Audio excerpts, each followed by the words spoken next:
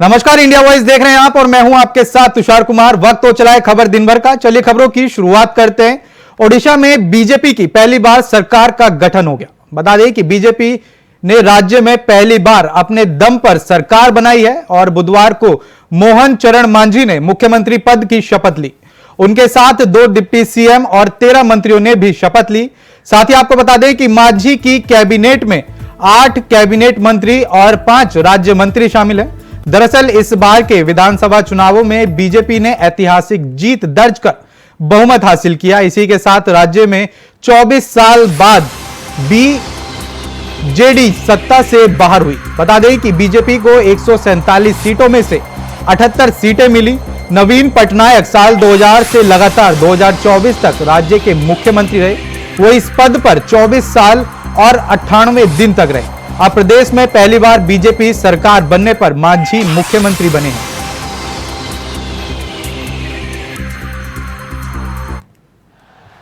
उड़ीसा के नवनिर्वाचित मुख्यमंत्री श्रीमान मोहन मांझी जी को बधाई देता हूं। उम्मीद करता हूं उनके नेतृत्व में पूरा उड़ीसा एक नए विकास की रफ्तार पकड़ेगा। माननीय यशस्वी प्रधानमंत्री श्रीमान नरेंद्र मोदी जी के नेतृत्व में डबल इंजन की सरकार चलेगी। मेरी ओर से मध्य प्रदेश सरकार के मुख्यमंत्री होने के नाते से उनको बधाई देता हूं। ये भारतीय संस्कृति है और मैं उड़ीसा की जनता को बहुत बहुत साधुवाद देना चाहता हूं कि उन्होंने नरेंद्र मोदी जी के नेतृत्व के अंदर पहली बार उड़ीसा में एक भव्य और बड़े मैंडेट के साथ सरकार बनाई है।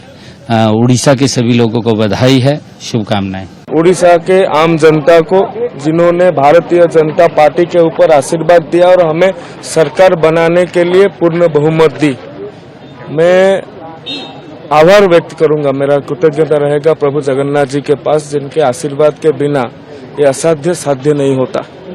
मैं आभार प्रकट करूंगा भारतीय जनता पार्टी के तमाम नेतृत्व को, जिन लोगों ने मेरे ऊपर ये आस्था प्रकट किया है। और ये पद नहीं, ये दायित्व है। ये दायित्व है जो संकल्प पत्र में हम सब लिखे थे। उड़ीसा अस्मिता की विजय हुई है। उड़ीसा की विकास की पथ और बड़े हुए हैं। माननीय प्रधानमंत्री नरेंद्र मोदी जी ने उड़ीसा की नागरिकों को निवेदन किया था, एक बार भारतीय जनता पार्टी को सेवा करने का मौका दिया जाए, हम राज्य को देश की 1 नंबर राज्य बनाएंगे। महाप्रभु के आशीर्वाद आज भारतीय जनता पार्टी के नेतृत्व को मिला है। नए मुख्यमंत्री, नौजवान मुख्यमंत्री आदरणीय श्री मोहन मांझी जी ने आज अपने मंत्रिपरिषद का शपथ लिया है। उनको अनेक अनेक शुभेच्छा। मोदी जी की मार्गदर्शन में उड़ीसा को एक अव्वल नंबर राज्य बनाएंगे, ये मेरा पूरा विश्वास है। महाप्रभु के आशीर्वाद हम सभी के ऊपर रहेगा।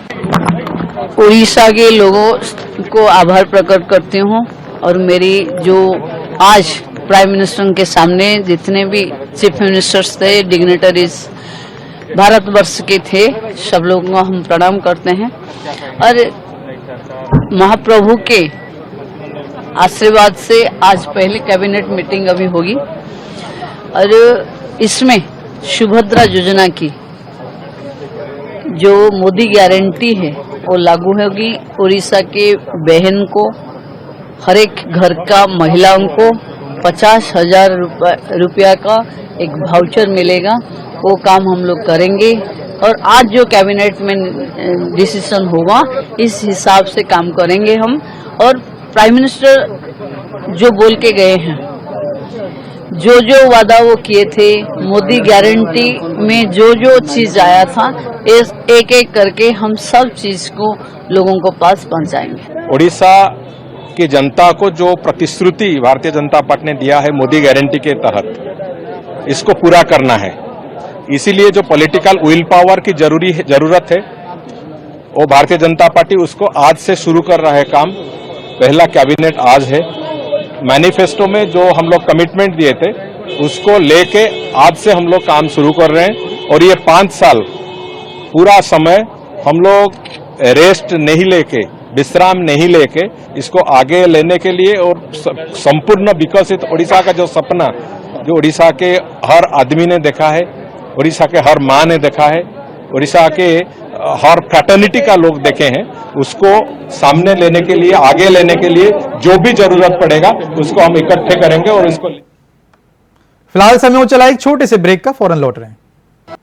तो ब्रेक के बाद एक बार फिर से स्वागत है आपका। चलिए खबरों का सिलसिला आगे बढ़ाते हैं। तो वहीं दिल्ली में पानी की किल्लत को लेकर सियासत तेज हो गई है। जहां पानी की कमी को लेकर दिल्ली सरकार हरियाणा सरकार को दोष दे रही है, तो वहीं बीजेपी ने दिल्ली सरकार के खिलाफ मोर्चा खोल दिया है। तो वहीं दूसरी तरफ टैंकर माफियाओं के खिलाफ आरोप प्रत्यारोप का दौर भी तेज हो गया है। इसको लेकर बीजेपी ने दिल्ली सरकार पर कई आरोप लगाए हैं।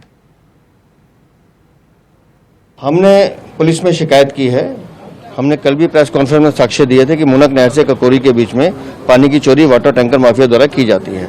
उन साक्ष्यों के साथ कुछ और एविडेंस भी है जो हमने पुलिस को दिए हैं और बताया है कि जब से अरविंद केजरीवाल की सरकार दिल्ली में आई है, टैंकर माफिया बढ़ा है। टैंकर माफिया को चोरी करने की छूट दी गई है।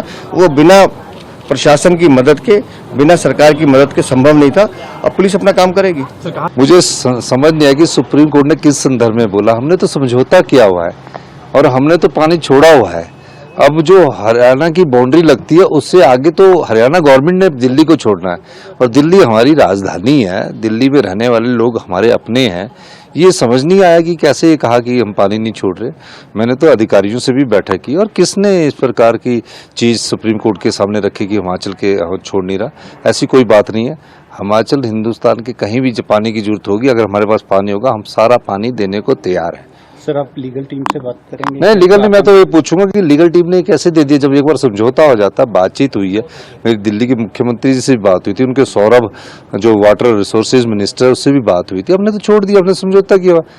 अब दिल्ली और हिमाचल के बीच में हरियाणा आता है। मेन हरियाणा गवर्नमेंट को देखना है कि वो क्यों नहीं छोड़ रही। निश्चित ही देखिए, हम पानी के इस मुद्दे को लगातार उठाते आए हैं और दुख की बात यह है कि जिस तरीके का व्यवहार ये दोनों सरकार, चाहे वो केंद्र की सरकार हो या दिल्ली की सरकार हो, उसके ऊपर लचर व्यवस्था, लचर जो उनका रवैया रहा है, हम उसका जो जनता है उसको भुगतना पड़ रहा है। और कहीं ना कहीं पिछले काफी लंबे समय से ये समस्याएं आती रही हैं। जिस तरीके से हर साल दर साल लगातार लीकेजेस बढ़ रही हैं, तो कहीं ना कहीं ये इशारा करता है कि टैंकर माफिया हो चाहे और वो पानी की सप्लाई का माफिया हो, क्योंकि इस दौरान लगातार गंदा पानी भी पूरी दिल्ली में सप्लाई किया जा रहा है, जिसकी वजह से आम जनता को हर रोज 50 से 100 रुपए पानी के पीने की व्यवस्था करने के लिए उनको खर्च करना पड़ रहा है। तो कहीं ना कहीं ये एक बड़ा नेक्सस तो है और उसकी तरफ हम पहले भी कहते रहे हैं, इसके ऊपर तुरंत कार्रवाई की जानी चाहिए और जो भी इस सारी चीज के पीछे है उसको सामने लाया जाना चाहिए और उसको सजा मिलनी चाहिए। हम तो बहुत शुरू से ही कह रहे हैं। जब 2013 में 15 में आम आदमी पार्टी ने 350 पेज की केजरीवाल साहब एक चार्जशीट दिखाते थे शीला जी को लेकर के, और ये कहते थे कि हम सत्ता में आते ही इनके ऊपर FIR करेंगे, टैंकर माफिया है।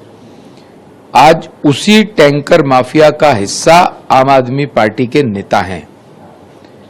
दिल्ली के अंदर पानी की कोई कमी नहीं है। जितना पानी दिल्ली के लोगों को चाहिए उससे ज्यादा पानी दिल्ली को मिल रहा है। हरियाणा और यूपी भी जितना डेजिग्नेटेड वाटर है उससे ज्यादा पानी दे रहे हैं। अब तो माननीय सुप्रीम कोर्ट ने भी हिमाचल के लिए कहा कि आप लगभग 150 क्यूसेक पानी दिल्ली को दीजिए। पानी की कमी नहीं है, कमी है इनकी इच्छा शक्ति की, कमी है ईमानदारी की। इनके भ्रष्टाचार के कारण दिल्ली प्यासी है, इनकी नॉन प्लानिंग के कारण दिल्ली प्यासी है। After Sharab Ghotala, today we are seeing water Ghotala by Aam Aadmi Party. This is the water tanker mafia Ghotala that Aam Aadmi Party is doing. Supreme Court has exposed them today, their propaganda, their drama. For 10 years they are in power, but instead of giving water to every household, they got Sharab in every mohalla. And today you can see that the water supply from Haryana and Himachal, which is being blamed by Aam Aadmi Party, the Supreme Court has said. बात करेंगे अगली खबर की। पेमा खांडू एक बार फिर से अरुणाचल प्रदेश के मुख्यमंत्री होंगे। बता दें कि बुधवार को राजधानी ईटानगर में हुई बैठक में खांडू को भाजपा विधायक दल का नेता चुन लिया गया है। साथ ही बैठक में भाजपा के केंद्रीय पर्यवेक्षक रविशंकर प्रसाद और तरुण भी शामिल हुए। सूत्रों ने बताया कि खांडू अपने कैबिनेट सहयोगियों के साथ गुरुवार सुबह शपथ ले सकते हैं। पेमा खांडू सरकार बनने का दावा पेश करने के लिए राज्यपाल केटी पर नायक से मिलेंगे। सबसे पहले आप सभी मीडिया के हमारे दोस्तों, आप सभी को यहाँ मैं स्वागत करता हूँ। आज जैसे हमारे नेशनल जनरल सेक्रेटरी श्री करण चुग जी ने अपने ओपनिंग रिमार्क्स में आप सबको जो डिटेली बताया, तो सबसे पहले तो मैं अपने राष्ट्रीय अध्यक्ष श्री जेपी नड्डा जी और इस देश के हमारे यशस्वी प्रधानमंत्री श्री नरेंद्र मोदी जी और खास करके अपने भारतीय जनता पार्टी के अरुणाचल के जितने भी हमारे कार्यकर्ता हैं, हमारे राष्ट्रीय अध्यक्ष श्री जीवराम वाघे जी, हमारे सीनियर मोस्ट लीडर श्री टोनामिन जी और इस बार के चुनाव में जितने भी जो हमारा 46 बीजेपी एमएलए जो चुन के आए हुए हैं, उन सभी को मैं अपने ओर से हृदय से बहुत बहुत धन्यवाद प्रकट करता हूं। आज का एक हिस्टोरिक मीटिंग रहा है Bharatiya Janata party legislative meet में कि तीसरी बार अरुणाचल की जनता के आशीर्वाद के कारण से यहाँ स्टेट में भारतीय जनता पार्टी का सरकार बनने जा रहा है। प्रचंड बहुमत जो अरुणाचल प्रदेश की जनता ने दिया है उसका धन्यवाद करते हैं और आज भारतीय जनता पार्टी अरुणाचल प्रदेश के विधानमंडल की बैठक जिसमें सभी एमएलए 46 एमएलए आए थे और पार्टी के हम दोनों ऑब्जर्वर श्री रविशंकर प्रसाद जी और मैं तरुण चुग और बैठक के अंदर हमारे तीनों सांसद श्री किरेन रिजिजू जी, तापर गांव जी, नम रेडिया जी, हम सब वहां उपस्थित थे और वहां पर सर्वसम्मति से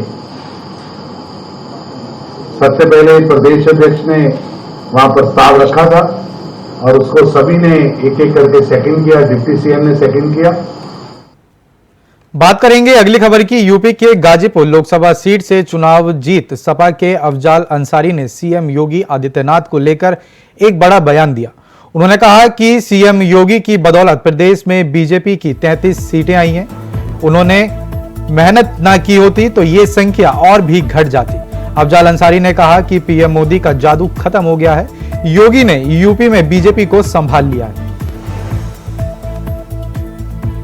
इससे पहले भी एक आतंकी हमला हुआ था इसी चुनाव के दौरान।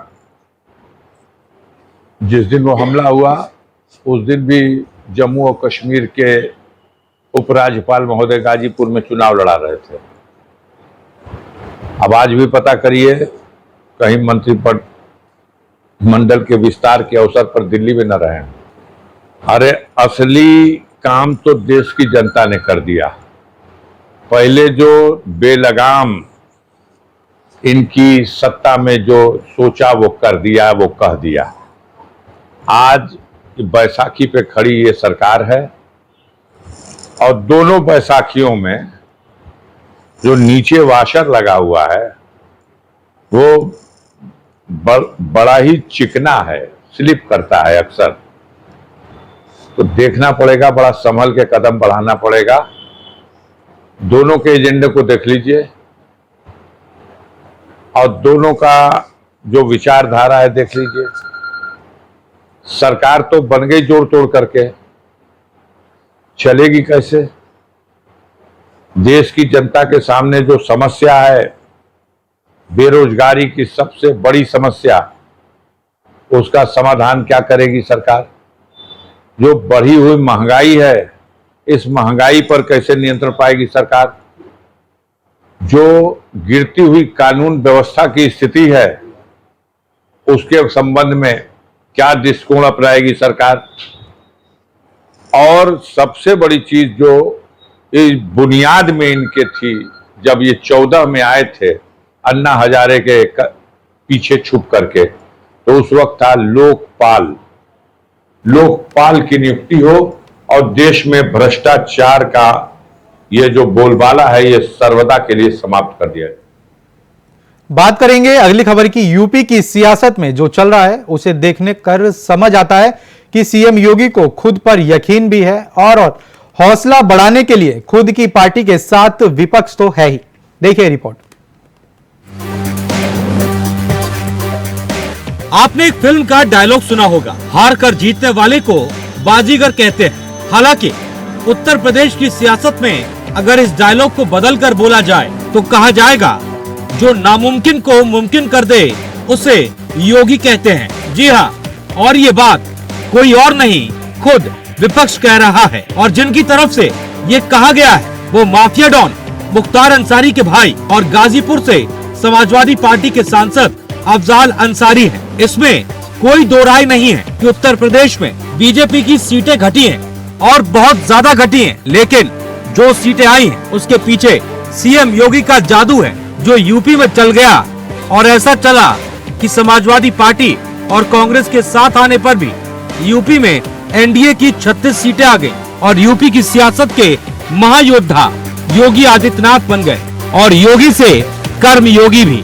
आगे बढ़े उससे पहले जरा अफजाल अंसारी का वो बयान सुनिए। अरे भैया, संभाल दिया योगी आदित्यनाथ है, लेकिन वो तो अंतिम चरण में योगी आदित्यनाथ ने बनारस में आकर के एकदम खूंटा गाड़ करके इस बात का प्रयास कर दिया और अपने लोगों को तेज किया कि किसी भी सूरत से मोदी जी को जिता देना है। और नहीं, यकीन मानिए, मोदी जी भी चुनाव हार गए होते अगर इतना मजबूती से योगी आदित्यनाथ लड़े। हमारा ये मानना है कि 33 सीट जो मिली है उसमें 30 सीट योगी आदित्यनाथ के प्रयासों, मेहनत और उनके चेहरे पर 30 सीट लौट के आ गई। 3 सीट होगी जो भारतीय जनता पार्टी, उनका समीकरण या मोदी जी के चेहरे पे आई होगी। सुना आपने, ये वो बयान है जो दिल्ली के मुख्यमंत्री अरविंद केजरीवाल के बयान की काट कर रहा है। अब अगर अफजाल अंसारी सीएम योगी की तारीफ में कसीदे पढ़ रहे हैं, अफजाल अंसारी ने सीएम योगी को लेकर ये बड़ा बयान दिया और कहा कि योगी आदित्यनाथ ने संभाल लिया। इतना ही नहीं, सीएम योगी आदित्यनाथ की सोशल मीडिया पर लगातार बढ़ती लोकप्रियता ये दिखाती है कि सिर्फ सरकार में नहीं, विपक्ष भी उनका मुरीद है। Bureau report, India voice. बात करेंगे अगली खबर की। मुरादाबाद में पूर्व सपा सांसद डॉक्टर एसटी हसन ने शपथ को लेकर एक बयान दिया और राहुल गांधी, अखिलेश यादव और ममता बनर्जी सहित दूसरे इंडिया गठबंधन के नेताओं ने नरेंद्र मोदी को तीसरी बार प्रधानमंत्री पद की शपथ लेने पर बधाई नहीं देने के सवाल पर पूर्व सपा सांसद ने जवाब दिया और कहा कि जब उन्हें बुलाया ही नहीं तो बधाई क्यों दे। और देश की तीसरी सबसे बड़ी पार्टी के मुख्य अखिलेश यादव को क्यों बुलाया नहीं चाहते थे, साथ ही ममता दीदी को बुलाना नहीं चाहते थे जब भाजपा का नॉर्मल कस्टी ने भी था, तो फिर दूसरी आदमी क्यों कर्सी दिखाई देगा। हालांकि सब जगह से लोग बधाई ही दे रहे हैं, लेकिन अगर वो लोग बुलाते तो उन्हें भी बधाई भी जरूर देनी पड़ती। सही है। देखिए, रायबरेली परंपरागत इन लोगों की सीट रही है। मिसेस इंदिरा गांधी भी यहाँ से जीतती थी, राजीव गांधी भी यहाँ से जीते हैं और रायबरेली के लोगों ने इस बार राहुल गांधी को बहुत बड़े मार्जिन से जिताया है। हालांकि वायनाड में जिस वक्त वो लड़े थे तो वो उस वक्त वायनाड वालों ने राहुल जी का साथ दिया था, जिस वक्त अमेठी वालों ने साथ छोड़ दिया था। उनका भी एहसान है, लेकिन क्योंकि एक ही सीट रिटेन कर सकते हैं तो वो परंपरागत सीट और जहाँ पे सबसे ज़्यादा वोटों से जीते उसे वो रिटेन कर ही रहे। अब मैं समझता हूँ उनका फैसला बिल्कुल सही है और वायनाड से हो सकता है प्रियंका जी चुनाव लड़े तो एक ही फैमिली की बात है ये, वो उन लोगों की भी सरपरस्ती गांधी।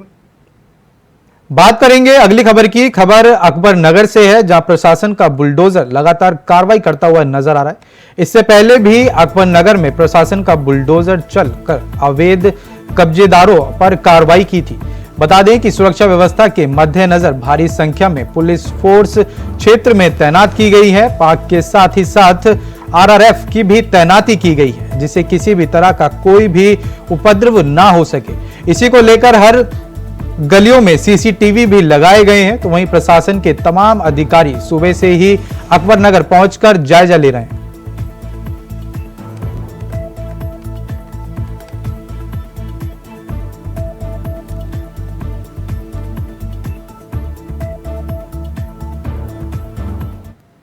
लगातार आज अकबर नगर पे ध्वस्तीकरण का कार्य लगातार जारी है। आप देख सकते हैं तमाम तरह की जो ये फोर्स है वो लगाई गई है। साथ ही साथ लखनऊ विकास प्राधिकरण की जो वीसी हैं वो यहाँ खुद मौजूद हैं और इस टाइम यहाँ पे जो मौके का मुआयना है वो लगातार वो कर रहे हैं। लगातार करीबन 100 से 120 घरों को अभी तक जमींदोज कर दिया गया है और लगातार युद्ध स्तर पर जो प्रशासन है वो अपनी कार्रवाई करता हुआ नजर आ रहा है। हमारे साथ यहाँ बात करने के लिए इंद्रमणि त्रिपाठी हैं जो कि लखनऊ विकास प्राधिकरण के वीसी हैं।